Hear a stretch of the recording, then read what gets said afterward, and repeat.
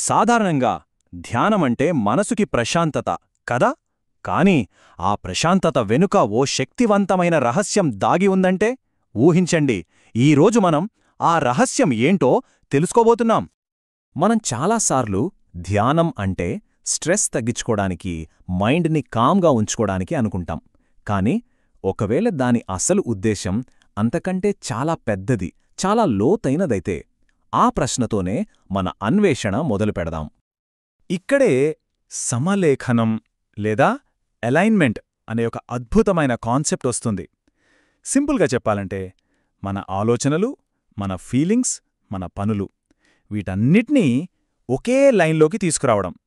ఇదేనట ధ్యానం యొక్క అసలు గోల్.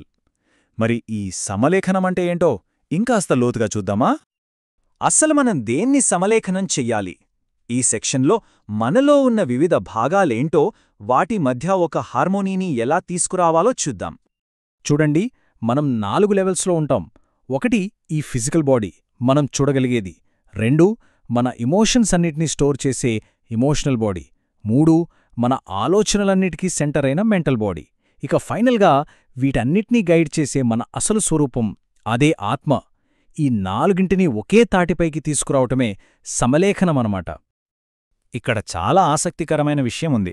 సమలేఖనంలో 2 ముఖ్యమైన లెవెల్స్ ఉన్నాయన్నమాట. మొదటిది కేవలం మనసు, శరీరం, ఎమోషన్స్ మధ్య జరిగేది. ఇది మనల్ని చాలా పవర్ఫుల్గా, డిసిప్లిన్డ్గా మారుస్తుంది. కానీ అసలైన మ్యాజిక్ ఎక్కడుందంటే వీటన్నిటితో పాటు మన ఆత్మ కూడా కనెక్ట్ అయినప్పుడు, అప్పుడు చూడాలి నిజమైన ట్రాన్స్ఫర్మేషన్ మొదలవుతుంది. మనం వినే గొప్ప నాయకులు, ప్రపంచాన్ని మార్చినవాళ్లు, వాళ్ళంతా ఇలాగే తయారవుతారు. ఈ ప్రాసెస్ని అర్థం చేసుకోటానికి కొన్ని బ్యూటిఫుల్ మెటఫర్స్ ఉన్నాయి. ఫస్ట్ది మ్యూజిక్. మన పర్సనాలిటీ ఒక మ్యూజికల్ కార్డ్ లాంటిదైతే, ఆత్మ దానికొక కీనోట్ని యాడ్ చేసి ఒక కంప్లీట్ డివైన్ హార్మనీని క్రియేట్ చేస్తుంది. ఇక రెండోది రంగులు. మన ఆత్మ ఒక స్వచ్ఛమైన ప్రైమరీ కలర్ అనుకుందాం, మన పర్సనాలిటీ ఇంకో కలర్ అనుకుందాం. సమలేఖనం అనేది ఈ రెండింటిని బ్లెండ్ చేసి ఒక సరికొత్త బ్రైట్ కలర్ని సృష్టిస్తుందన్నమాట. ఇది ఒక పర్ఫెక్ట్ ఇంటిగ్రేషన్కి సింబల్. ఇక మూడోది జామెట్రీ. మన లైఫ్లో ఉండే ఎన్నో కన్ఫ్యూజన్స్, ఎన్నో కాంప్లెక్స్ లైన్స్ అన్నీ స్పిరిచువల్ డెవలప్మెంట్ ద్వారా ఒకే స్ట్రెయిట్ లైన్గా మారతాయి. అంటే ఒకే ఒక్క క్లియర్, సోల్ డ్రివెన్ పర్పస్ వైపు లైఫ్ సూటిగా వెళ్తుంది. ఎంత అద్భుతంగా వివరించారో కదా! సరే, ఇప్పటిదాకా థియరీ గురించి మాట్లాడుకున్నాం. ఇప్పుడు ఈ అలైన్మెంట్ని మన డైలీ లైఫ్లో ఎలా ప్రాక్టీస్ చేయాలి? దానికోసం ఒక సింపుల్ 4 స్టెప్ మెథడ్ చూద్దాం. ఈ పద్ధతి చూడటానికి చాలా సింపుల్గా అనిపిస్తుంది, కానీ చాలా పవర్ఫుల్. ఫస్ట్, శరీరాన్ని కదలకుండా పూర్తిగా స్టిల్గా ఉంచాలి.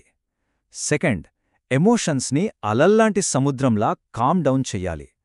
థర్డ్, మన మైండ్లో చెల్లాచెదురుగా ఉండే ఆలోచనలన్నిటినీ ఒకే పాయింట్ మీద ఫోకస్ చెయ్యాలి.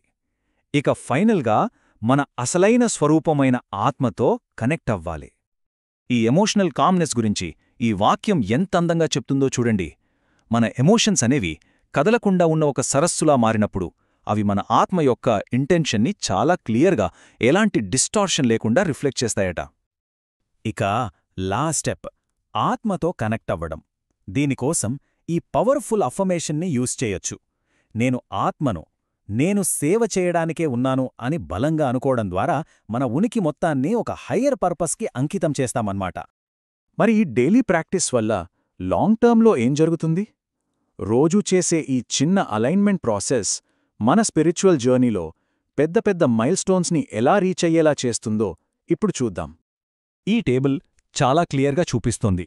ఫస్ట్, స్పిరిచువల్ మైల్స్టోన్ అంటే ఫిజికల్ బాడీ మీద పూర్తి కంట్రోల్ రావడం. సెకండ్ది ఎమోషన్స్ మీద.